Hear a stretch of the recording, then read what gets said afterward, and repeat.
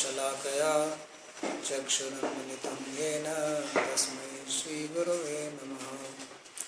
वन्देऽहं श्रीगुरोः श्रीयुतपदकमलं श्रीगुरून् वैष्णवांश्च श्रीरूपं साग्रजातं सहगण रघुनाथान्वितं तं सजीवं साद्वैतं सावधूतं परिजनसहितं श्रीकृष्णचैतन्यदेवं श्रीराधाकृष्णपादान् सहगण ललिता श्रीविशाखान्वितांश्च। हे कृष्णा करुणा सिंधो दीनबंधो जगत्पते गोपेश गोपिका कांत राधा कांत नमोस्तुते। तप्त कांचन गौरांगी राधे वृंदावनेश्वरी वृषभानुसुते देवी प्रणमामि हरिप्रिये। नमो महावदान्याय कृष्ण प्रेम प्रदायिने कृष्णाय कृष्ण चैतन्य नामिने गौरत्विषे नमः। पंचतत्वात्मकं कृष्णं भक्तरूप स्वरूपकं भक्तावतारं भक्ताख्यं नमामि भक्तशक्तिकं। श्रीकृष्ण चैतन्य प्रभु नित्यानंद श्री अद्वैत गदाधर श्रीवासदि गौर भक्त वृंदा। हरे कृष्णा कृष्णा कृष्णा हरे हरे हरे राम राम राम हरे हरे। जन्माद्यस्य यतोऽन्वयादितरतश्चार्थेषु भिज्ञस्वराट् तेने ब्रह्म हृदय आदिकवये मुह्यन्ति यत्सूरयः। तेजो वारिमृदां यथा विनिमयो यत्र त्रिसर्गो मृषा धाम्ना स्वेन सदा निरस्तकुहकं सत्यं परं धीमहि। नारायणं नमस्कृत्य नरं चैव नरोत्तमं देवीं सरस्वतीं व्यासं ततो जयमुदीरये। स्वस्ति अस्तु विश्वस्य खलः प्रसीदतां ध्यायन्तु भूतानि शुभं मिथो धिया। मनश्च भद्रं भजतादधोक्षजे आवेश्यतां no मतिरप्यहेतुकी। Reading from Srimad Bhagavatam, Canto 7, Chapter 7, verse number 34. So these are instructions of Prahlad to his classmates, in which he is relating what he has heard from his Guru Sri Narada in the womb. So we read that in first about 14 verses he was speaking about Gyan or distinction between body and self. And then he said that although there are thousands of means for realizing this, but the one which is specifically propagated, approved and recommended by Supreme Lord himself is Bhakti Yoga. And the first in the list he said was Guru Shushrusaya Bhaktya Sarva Labdharpanena, that service to Guru. So this service to Guru is something very specific to Indian culture. There are teachers everywhere, there are gurus everywhere, in all over the planet. But the way Guru is seen in Indian culture or Vedic culture is different. Here he is seen as a representation or rather personification of God himself. And therefore everywhere we see this service to Guru is the first or the beginning point of spiritual life. Bhakti Rasamrita Sindhu also, Rupa Goswami says that one should take shelter of Guru. Guru Padashre Tasmat Krishna Diksha Vishikshana. Krishna also says this in 11th Canto that one should take shelter of Guru and serve. So this is something very specific or unusual, and it's very difficult for a modern mind to understand it. Even those who study spiritual life or spiritual philosophy and speak about it, it is difficult to put 100% faith in this idea of Guru. But it is something which is to be experienced. Because you see, Guru is like another human being. It's not that he is walking on the air 6 inches above the earth or anything like that. He also walks. But then he is seen as special than human being. And in India, people were like that. There are so many stories in modern times. And you read in Mahabharata, in the very beginning, this story about these 3 students, Upmanyu, Aruni and Veda, how they respected and followed their Guru and they got perfection by that. So this Guru Shushrusha itself is the practice. Guru Shushrusha means service to the Guru. Studying from Guru is different from this. You study from Guru and you ask questions, as Krishna says, that tad vidhi pranipatena pariprasnena sevaya. So he says also seva and pariprashna. So this seva in itself is a practice. And in the Upanishads there are stories like that. That previously the children, when they were 8-9-year-old, they went to live with the Guru and they will do service. Not that immediately the teacher was teaching them. You know the story of Varochana, the king of Daityas, and Indra. So they went and lived in the ashram of Brahma, Prajapati, for 32 years and did service before they got their first class. First lesson they got was after 32 years of service.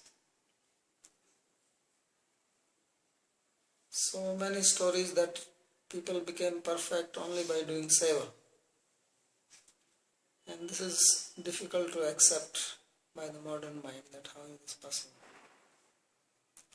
So Prahlad says, Guru Shushrusha Bhaktiya. And that service has to be done with devotion, with love, with faith. Otherwise, just a work. You also go and do work in the office. That does not give any enlightenment. So this service is done thinking that that's my duty and I want to do this to please the teacher. And I will do anything what he says. So this is one thing which is specifically he mentions that besides other things. And there is sarvalabdhar pranenacha, offering everything you have to the Guru. So complete surrender. And sangena sadhu bhakta nam, association with sadhu. So each one of them can bring perfection.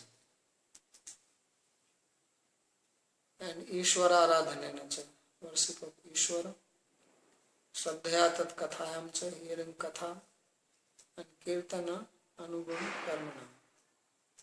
So doing kirtan of his qualities and activities. Tat padamburu dhyanat tallinga ikshanaranadini. So meditation on his feet, looking at the form and doing service to the deity. Hari sarveshu bhutesu bhagavan aste ishvara. Iti bhutani mansa kamaste sadhumani. and to see that Lord is present in every living being.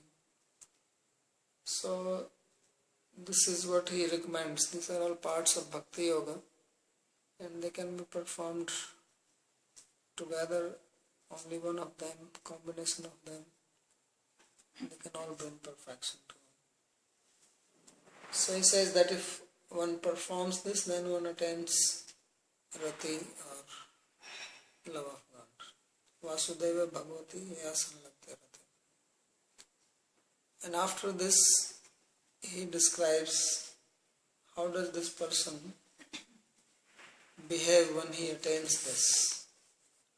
So this is what Prahlad is going to describe now. It says, Nisamya karmani guna natulyan viryani lila tanubhi kritani yadati harshot pulkashu gadgadam pratkantha vidagayati rauti nrityati. So when a person has attained this rati or love, then he says that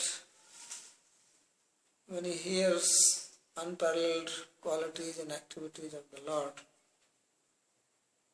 which are performed by his Lila Tanu, his transcendental body, then Yadati Harsot Pulka Shugat Gadam Protkantha Vidayati. The devotee becomes very pleased, happy. His hair stands on the end and voice falters, chokes, and there are tears in his eyes. And then he says, Protkantha Udgayati Rauti Nityati. So he sings loudly. He may cry or dance. So these are the anubhavas, or the outcome of love. When love is there, then these things happen naturally, because he is so much full of joy. And as it was said in the previous verse, that he is completely free from material desires, lust, anger, greed, etc. So heart becomes absolutely pure, and then these activities of the Lord, they directly reflect in the heart of such a devotee, and then the anubhavas, they become manifest. So Sri Vishwanath Chakravarti says, Ratesh Chinnhani Aha, that these are the symptoms of Rati. Nisamyati, in this verse, Karmani Dadhipayas Charyadini. He says the Karmani or activity he refers to, such as Krishna stealing milk, yogurt, etc. Gunan Bhaktavatshalyadini, and the qualities such as his love for his devotees. Viryani Govardhanudharana Kamsavadhadini, and his chivalrous acts such as lifting Govardhan or killing Kamsa. So when one hears this, then the love manifests in different ways. He sings, dances, cries, tears. All these sattvic powers become manifest in the body.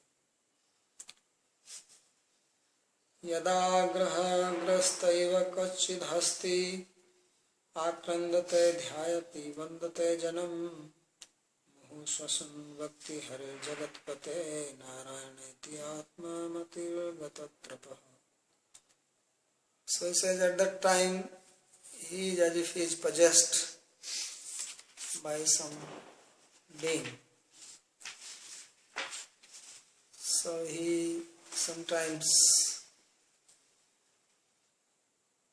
laughs, sometimes cries, sometimes meditates, sometimes prays, and has no sense of shame. So it's not that he is thinking that if I do this, what people will think. So he goes beyond this concept. And sometimes he starts praying to the devotees of the Lord, he takes deep breath or starts shouting loudly, Hey Hare, Hey Jagatpate, Hey Narayana, and so on. So, Atma Matir Gatatrapa. So his mind becomes completely absorbed. So these are natural manifestations. Hare Jagatpate Narayana iti vacha bhakti. So with speech he speaks like this. He shouts the names of Lord. Atmana manusacha matir mananam yasyasa. And with the mind he thinks of the Lord. Bhava dasya sakhyadayas tesham bhavna daso. Saka hum ityadi. And then he has some bhava towards the Lord, that I am servant of the Lord or I am friend of the Lord. So it is with that mood that he shouts, means in a specific mood in relationship with the Lord.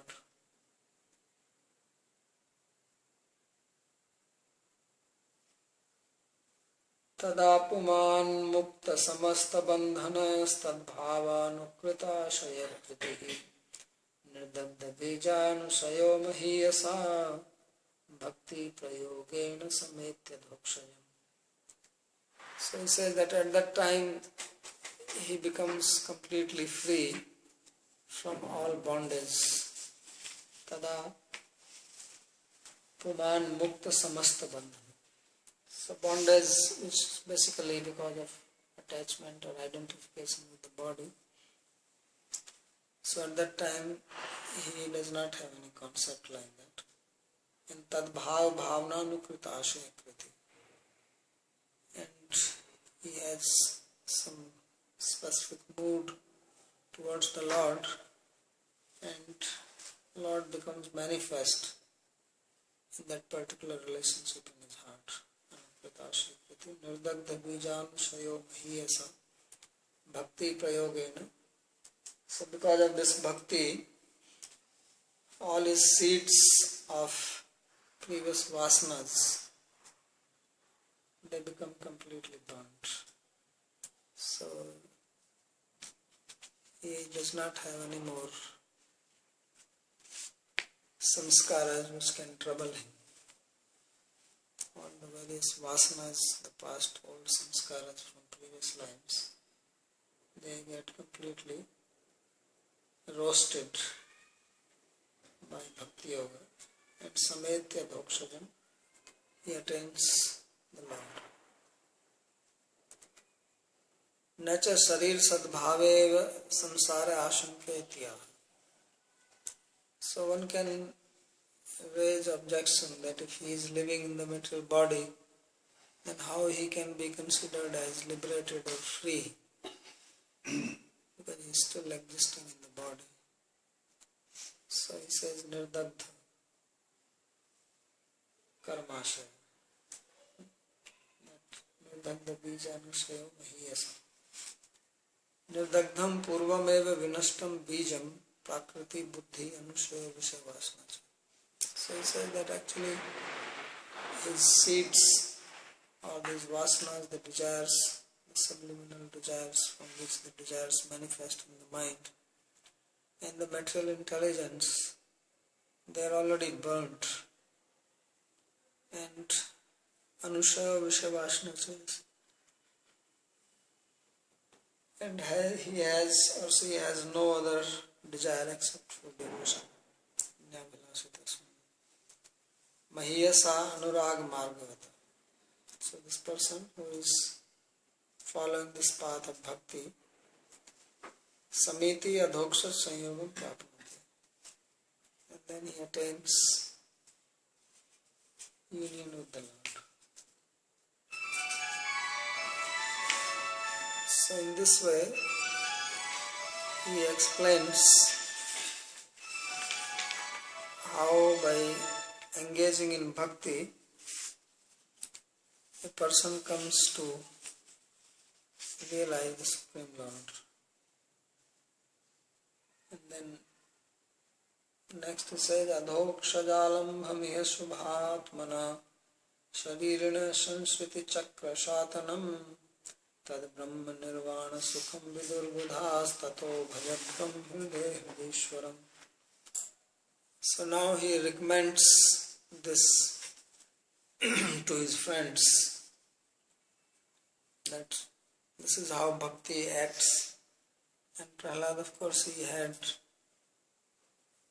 this experience himself, because it was described that Prahlad himself was like that, Grahagrastha, he was possessed by Lord, and he will sing, dance, sometimes shout loudly the names of the Lord. So this was also his own experience. So it says, Adhoksha jalambham ya ashubhatmana sharirana. So after attaining the Lord, then all the inauspicious things are removed.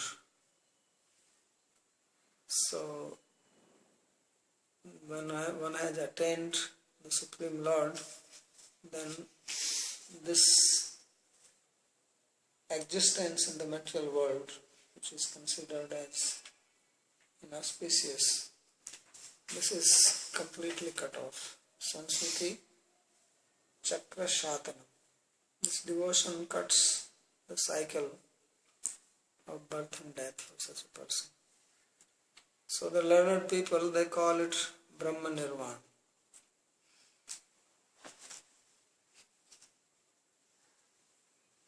Tad Brahma Nirvana Sukham Vidur Buddha. Some people say that this is Brahman realization. Some people say that this is the attainment of Nirvana Sukha or supreme bliss. And Bhajadvam Hriday Hridishwar. So therefore, he says that you should worship the Lord in the heart. So earlier also he says that Koti Prayaso, that what is the big difficulty in worshipping the Lord?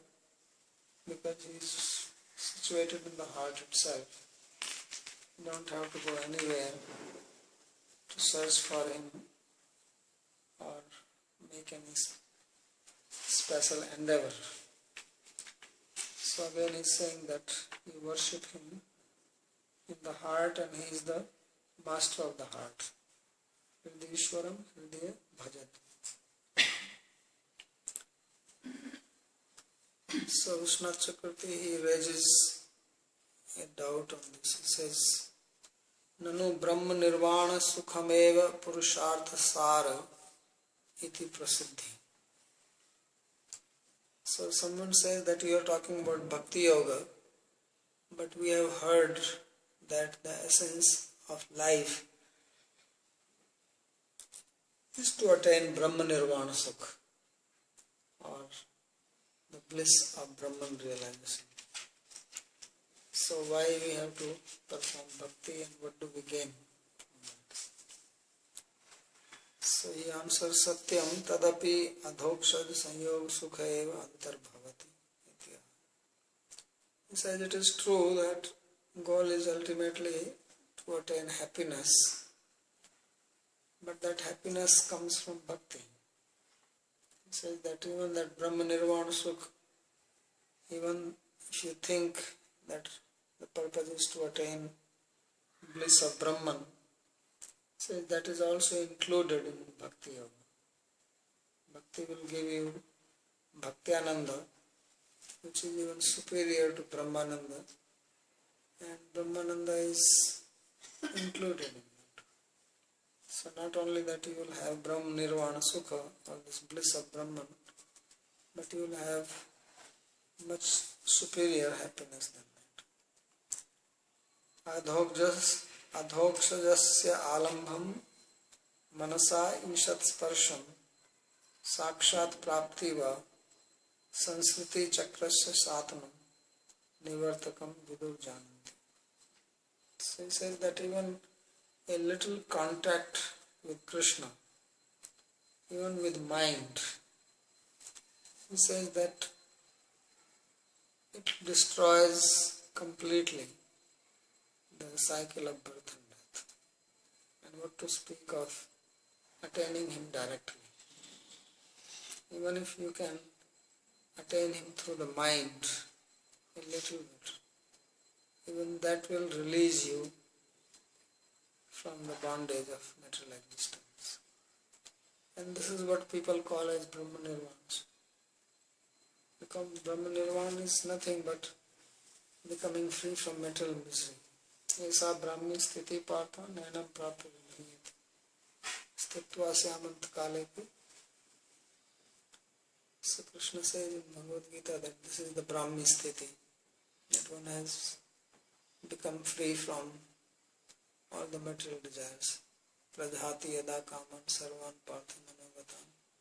Atmanyevatmana tushta sthit pragyasta. So this state of sthit pragya, where one has become free from all material desires, that is Brahma Nirvana Sukha. Because it is material desires which cause disturbance to the mind.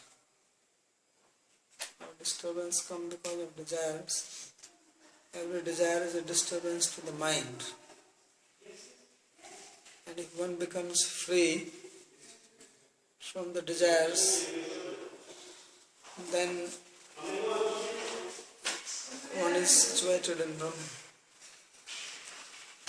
But Bhakti Yoga is beyond that.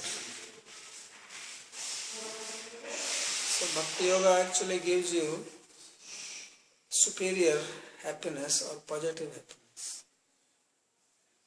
Because in Brahma Nirvana Sukha there is no reciprocation. There is no experience. Actually the experience is only that one has become free from the material desires.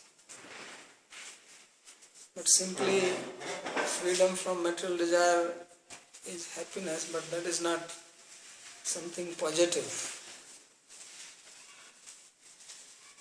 So therefore he says that when one has happiness in relationship with love with God, then that happiness is superior than simply being free from disturbance. So Brahma Nirvana stage is only a state of not having any disturbance. So therefore he says, adhokshajasya alambham manasayishat sparsham sakshat prapti.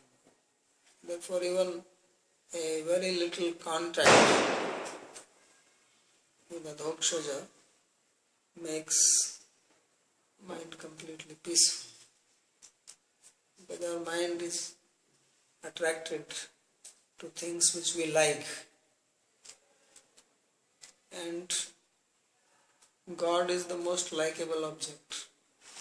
Our experience of Him, then he is immediately fixed on that and cannot be deterred or moved or disturbed by anything else. Therefore, Sanskriti Chakrasya Shatanam, that the bondage to the material world is naturally cut. Tadeva Brahma Nirvanam Sukham Cha Adhokshajasya Brahmatvat. So that is also Brahma Nirvana Sukha, that is bliss of Brahman realization. Because Adhokshaj Krishna is also Brahman, as he says in Bhagavad Gita, Brahmano hi pratishtham amritasya vyasya. Tacharan madhurya anubhavasya eva paramanand rupatvena nirvana sukh swarupatvat. So the sweetness or the happiness which comes by relating to Krishna, to God, that is superior to any other happiness. Therefore it is called Paramananda Rupa. Paramananda Rupa means it is supremely blissful. There is no higher pleasure than that. And it is eternal. So therefore it is called Paramananda Rupa or Nirvana Sukha Swarupatva.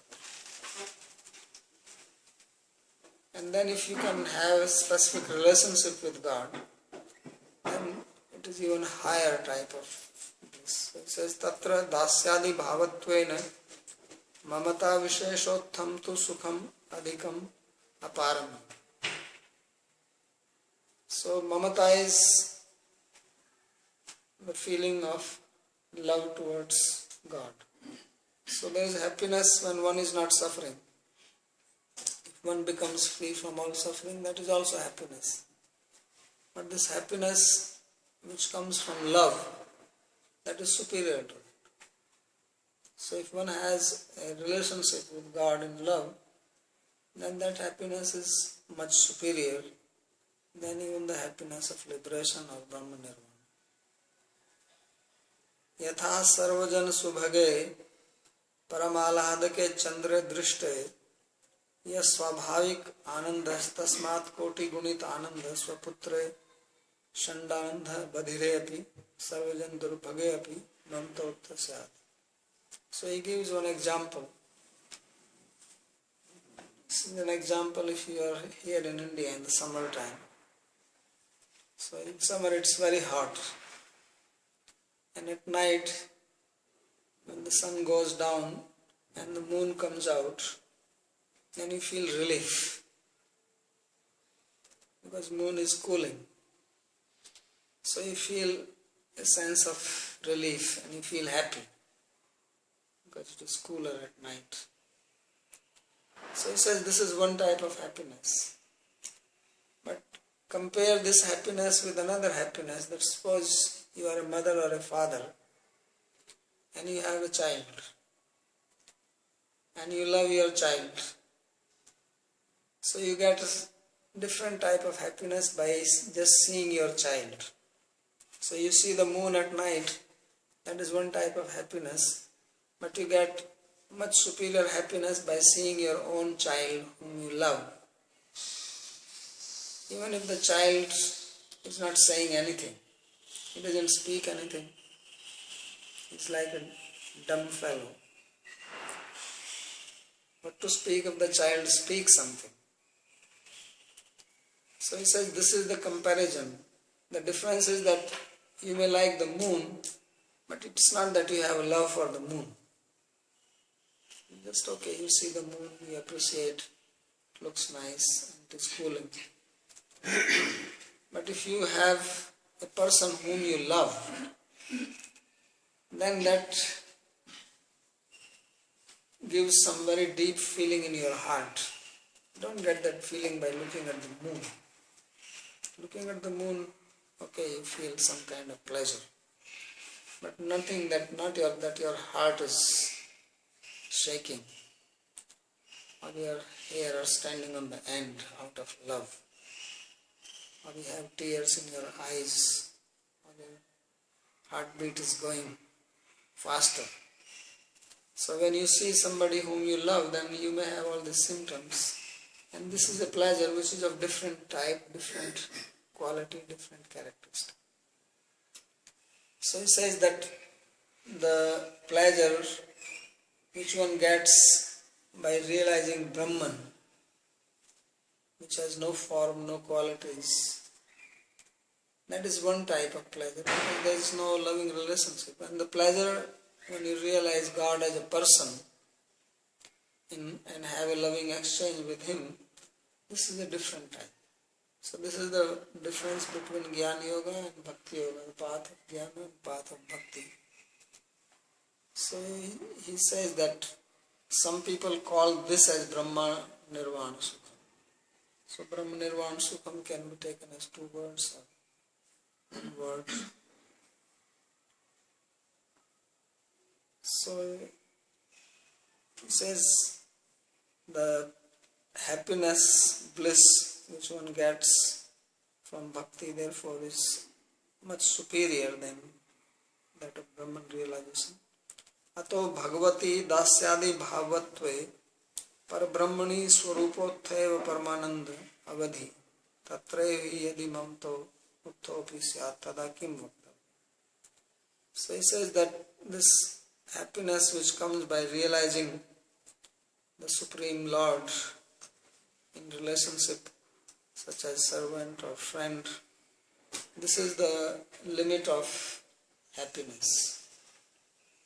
And in that also, if one has love, then that is even higher. आनंद पारावर पर सहस्र संवर्ध मध्य पातित्व स्वभगोत्कर्ष महामहत्व. So he is using a very long word to explain this happiness. He says this is like a great fortune, as if you have been thrown into an ocean of bliss. So there is an ocean, imagine that ocean is made of bliss. Every drop of that ocean is happiness. So Ananda Paravar Parasahasra Sambandha. And there are waves in it, and you are thrown into that ocean and you are completely submerged in it. So from all sides there is only happiness. From every pore of your body you feel bliss. So that is the bliss of bhakti. And therefore it is said that yanimvriti stadbhritam tapada padmadhyanad majjan katha shravanameva vasyat sa brahmani swamahimni apinathama kim tvantakashilunitati patat vimanat. So this Dhruva Maharaj, he prayed that, he says that the happiness, the joy which one experiences by realizing loving relationship with God, by hearing His stories, bhavajjan katha shravanena vasyat, so that cannot be compared to the bliss of realizing Brahman. And he says then what to speak of this happiness of heaven. Sometimes people say that in heaven there is happiness. So he says this happiness of heaven is very insignificant and it is temporary, because you don't live in heaven permanently, and it is not as great as even Brahma Nirvana, and what to speak of Bhakti. So this is the comparison which is given by Dhruva. And elsewhere it is said, Brahmanando bhavedesha cheta parardha gunikrita naiti bhakti sukham bodhe parmanu tulamapi. So here it is said that if you take the bliss of Brahman realization and multiply it by millions and millions of times, still it cannot compare to one drop of happiness from the ocean of bliss of Bhakti.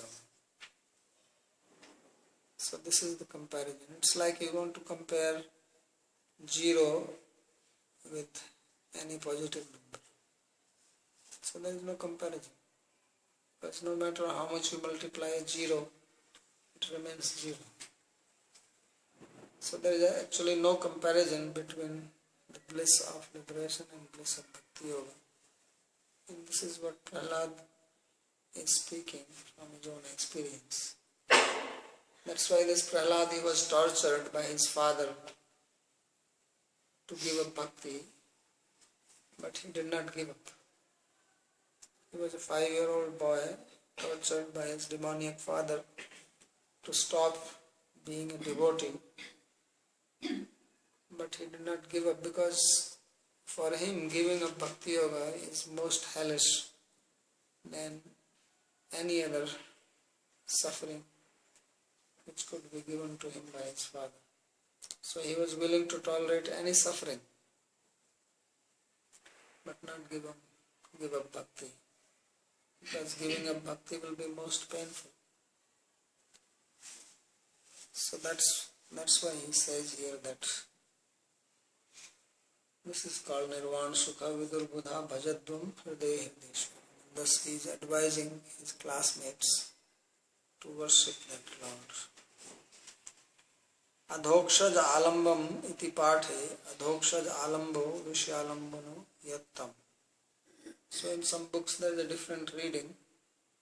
Instead of adhokshaj alamba, which means attaining Adhokshaj or Krishna. The word used is Adhokshaj Alamba, which means that he is the object of meditation. Arthat Dasya Sakhyadi Rasam Hridishwaram Hridayanatham iti Dasyadi Bhav Vishishta Bhakti Rvendita. So that means that one worships the Lord considering oneself as servant or friend, etc. in the heart. So in this way he describes bhakti. And then in the next verse he says that it is not very difficult to do that. So he says, Koti prayaso sur balaka hare rupasne swahridi chidravat satah swasyatmane sakyo rase shadehinam samanyatim kim vishiyo papadani. He says that it is not very difficult to perform bhakti because Lord is available in one's own heart, just like the sky.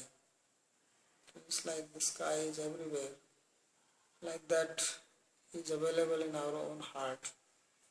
And swasya atmana sakyurasesh dehinam. So to worship this Lord who is the friend of everyone and also the object of love. So he says there is no problem, no difficulty in doing that. And therefore what is the use of making effort for anything else? Because whatever we do, we ultimately want happiness from our actions, from our endeavors, from our efforts. But usually we don't get that happiness. And even if we get it, it is very little, it is temporary, it is mixed with some problem, and it leads to bondage. But if we attain love of God, then the happiness which we get is permanent, unlimited, without any suffering. And there is no bondage involved in it. It becomes absolutely free. So therefore he says that you do it, and it does not involve any big effort.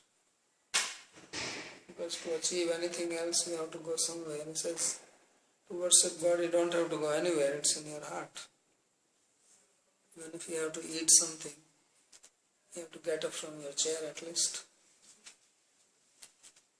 So he says that although these days everything is becoming remote controlled, so you don't have to move. But God, he says, is Koti Prayaso Asur Balkanam Hare Rupasne Hridi Chidravat Sata. That he is in your own heart. Sarvashreshthaapi Bhakte Sukh Sadhyatva Mahakopi. So bhakti is the best process and it is also the easiest of all. That is the beauty. Sometimes something is best, but it's difficult. You want best food, maybe expensive. But you want best food and it is the cheapest. And why would you go for any other food and pay more and get something which is not like it? So Bhakti Yoga is the best path of spiritual realization and the easiest, pleasurable. So why take to anything else? Chidravat Akashvat, Lord is available in the heart. Atmano Jivasya Sakhyu, he is friend of every living being. Sayuja Sakhayo. So, see, like two birds sitting inside this body. Iti Shrute Nahi Sakhyurupasne Kinchit Kashtam iti Bhava. And it's not very difficult to please a friend. Upasyasya Svato Vidyamanatvat Priyatvat Cha Upasnasya Cha Sravanadi Rupatvat. So Lord, he is number one, naturally present in the heart, Number 2, he is lovely, he is lovable, he is beautiful. And number 3, his worship is very simple, even hearing about him, he is worshipping. Tat sadhananam sravanadinam chasvate vividyamanatvat. And the practices like hearing, etc., manifest by themselves, because when one desires, then these names become manifest on our senses. Nahi kutaschan kachan tat samagri anetavyamiti. So there is no need to bring anything external. Otherwise you need something external. Varam narak sadhane api sramavasti. So even if you want to go to hell, you have to do some effort. Not easy. Bhakti is easier than that. Because even to go to hell, you have to do something wrong. Some effort is needed. Vyanjan vayasik sukh pravritti nindati. And then these pleasures which come from sense objects, they are very troublesome. Vishyanam srachandan vanitadinam uppadanai dravyadi uparjanai kim. So you want sense objects, you have to work very hard because everything is available by money. You work hard, then you have to pay taxes to the government. And then you get the object, what you desire, and it may not actually give you what you are desiring. So tatra hetu sarvdehinam samanyata vishaya nishthatve sukaradi sadharanya patteriti. He says that this pleasure which we get from sense objects, that is available even to the pigs. So what is special about you as human beings? So if human beings want to enjoy the same pleasure which pigs are also having, then how are we better than them? So as human beings we should have superior pleasure. And that is beyond sense objects. The pleasure which comes from sense objects, that all living beings have that. Whether human beings or other living beings, birds, aquatics, animals, cats, dogs, they all have sense pleasure. Human beings can also have that, and people are having that. But it says that is not very intelligent. That is not a use of intelligence. The real use of human intelligence is to get pleasure which is beyond sense pleasure. Then we are using our intellect properly. So that comes from yoga, from Bhakti yoga. So there are two types of pleasure. Pleasure which comes through the senses, and a pleasure which comes from beyond the senses. So the one which comes from senses, that everybody is trying for that. And it is never satisfying. You get it, and after some time you want more of it. You never feel fulfilled that, okay, I had this particular type of sense pleasure. Now I am satisfied. I don't need any more of it. After some time, then again you get it. You get the desire to have it. But the other type of pleasure which comes beyond senses, sense objects, once you have it, then you don't need anything. It is eternal. So, intelligent people, they work for the second one. That's what Krishna says. Yahi sansparsja bhoga dukhyone egate adyantavanta konte nate shurante. Say that intelligent people, they do not work just for sense pleasure. Because sense pleasure is limited and temporary, and does not satisfy me completely. So they work for this pleasure which comes beyond that. And then one is completely satisfied, completely happy. So this is the instruction of Prahlad to his classmates. And I'll stop here if there is any question on this.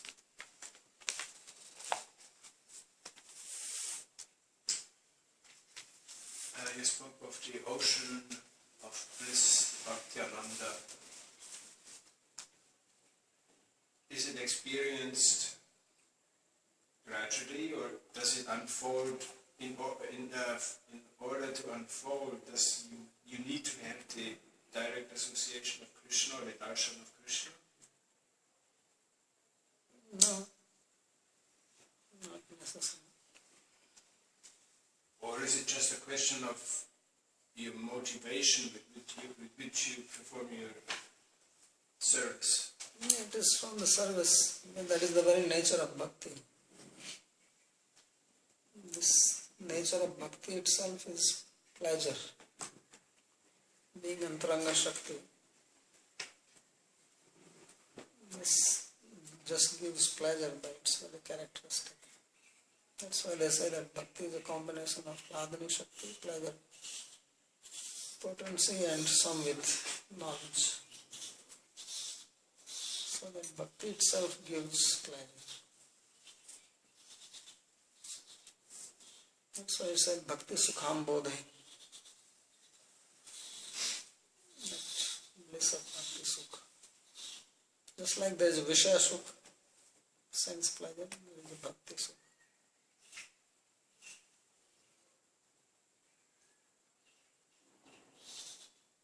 So then why are great devotees yearning for the darshan of Krishna? That's also bhakti.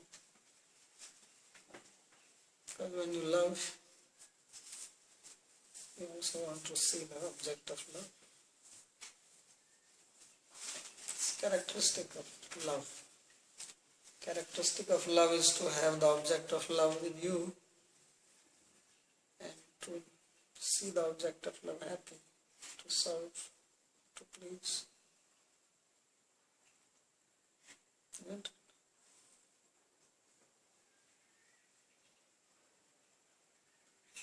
If you love somebody, then you want to be with that person.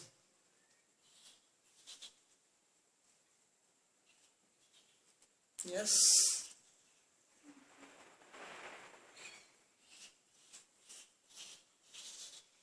So you say that the process is so easy that it is more difficult going to hell. And then why are we not in bliss? Where is that ocean of bliss? Why are we not in bliss? Why are we miserable? Why are we miserable? Because we are not doing bhakti.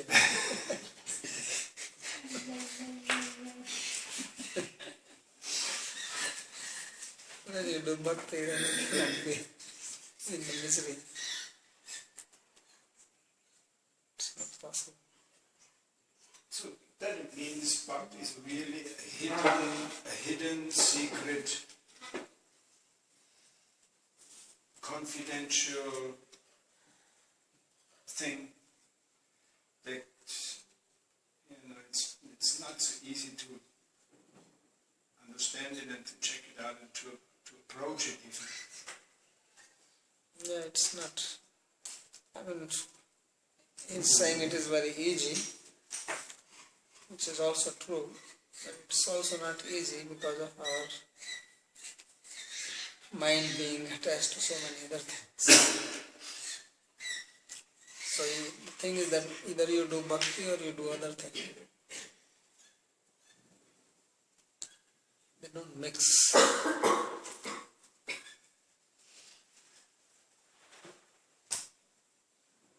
So when bhakti is there, then there is only bhakti. When bhakti is not there, then there is something else. So although we speak of mixed bhakti, but really speaking, bhakti doesn't mix with anything.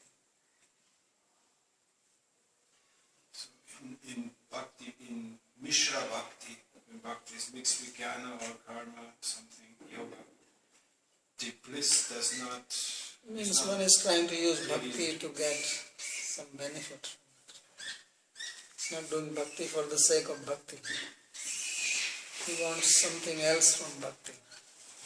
So you may feel some bliss, but not the type which is described there.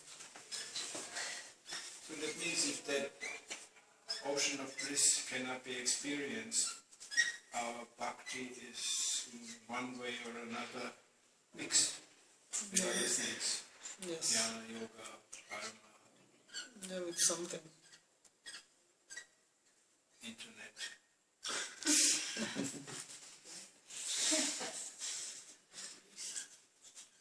Facebook.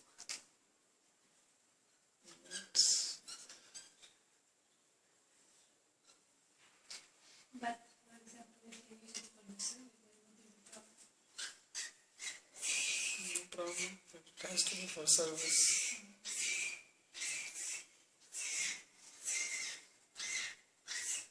So then the So question therefore this, even if it is not mixed, then you may not experience because of our disease. And that is, as it is described, just like when somebody is sick, if you have fever, then you don't taste food as you taste when you are healthy. So when you are sick, you may be having proper diet, which should taste good, right? One is that your diet is not proper and therefore it will not taste good, and it's not proper diet. But diet is proper. You have a nice cake or a halwa and it is not tasting good to you, so this is because you are sick. So that's also the situation, that you may be performing bhakti and that bhakti is not mixed with anything. But because we are conditioned, and unless we become free from that conditioning, then we don't experience the taste of bhakti.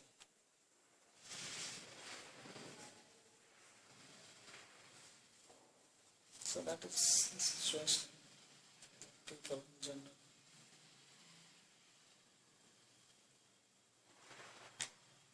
So that sweet or cake has the ingredients to give you that taste, but you should also have the tongue to taste it. If you are sick with heavy fever, then you lose taste. So its problem is not with the food, but with my sense.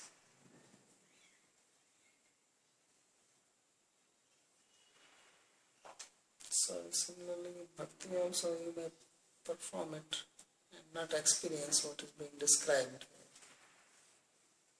Anybody who will describe cake, he will say, well, cake is very nice, taste sweet. Right? That's how they will say. So he's saying the same thing, but some person who is sick, he tastes and he says, well, I don't taste it the way it is being described. So there are two possibilities. One is either it's really not a cake, it may look like one, or there is something wrong with this tongue.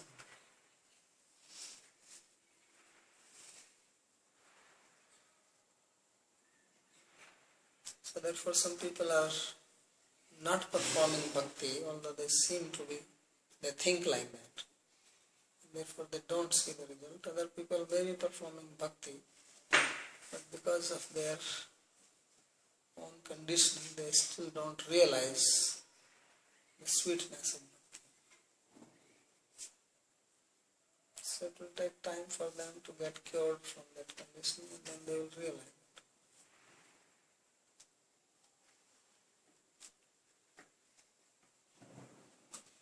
Bhakti itself is the cure. Bhakti itself is the cure. But it may take a long time. Good. So, what is wrong with that? If it takes long time. What do you want to do in the meantime?